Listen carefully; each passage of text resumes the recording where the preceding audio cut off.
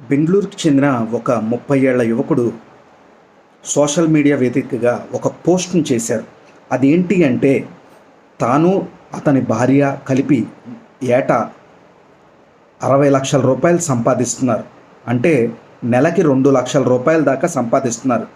కానీ ఆయనకి ఇక్కడ జీవన ప్రమాణాలు అసలు ఏమాత్రం నచ్చలేదని ఆయన సోషల్ మీడియా వేదికగా తెలియజేయడం జరిగింది. అంటే ఏంటంటే, దీని గురించి చాలామంది చర్చిస్తున్నారు.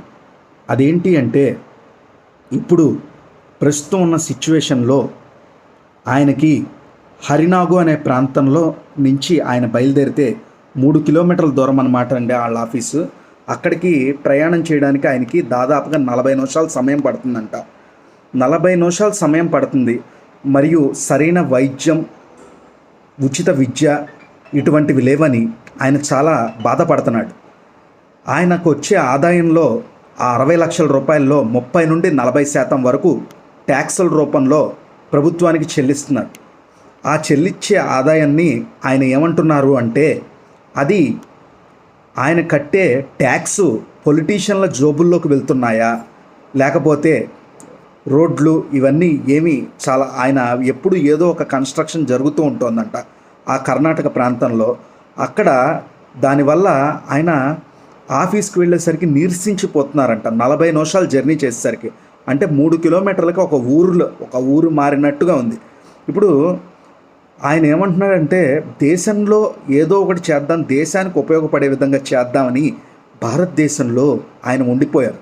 కానీ ఆయన ఇంకో భారతదేశాన్ని కెనడా లాంటి ప్రాంతాలతో పోల్చారు.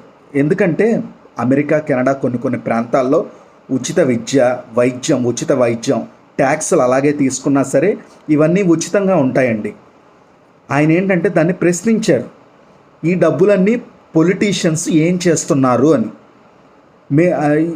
ఇప్పుడు దానివల్ల యువతంతా ఏమంటున్నారంటే, మేము ట్యాక్స్ ఎందుకు కట్టాలి, ఇప్పుడు దేశీ ప్రొడక్ట్స్ ఎలాగైతే తయారవుతున్నాయో దేశీ ప్రొడక్ట్స్ వాడతామని ఇప్పుడు చాలామంది యువత ఏమంటున్నారంటే, దాని గురించి చర్చించుకొని మేము కేవలం దేశీ ప్రొడక్ట్సే వాడతాము, అంటే వాళ్ళంతా వాళ్ళు తయారు చేసుకునే, అంటే ఇప్పుడు బ్రష్ ఉందనుకోండి, వేప పుల్ల వాడతారు, బ్రష్కి అయితే ట్యాక్స్ కట్టాలి కదా, అంటే కొంతమంది అనుకుంటున్నారు యువత. అలాగే సబ్బు బదులుగా సున్నిపిండి వాడతారు, పండించిని వాడతారు. ఇలా ఏంటంటే వారు కూడా ట్యాక్స్ని ఎక్కువ భరించలేక వారి యొక్క ఆర్థిక పరిస్థితుల్లో దృష్టిలో పెట్టుకుని, ఎందుకంటే 2 లక్షలు సంపాదించేవారే అలా అయిపోయారు, సామాన్యుల పరిస్థితి ఏమిటి అని యువకులంతా కూడా చర్చించుకుంటున్నారు.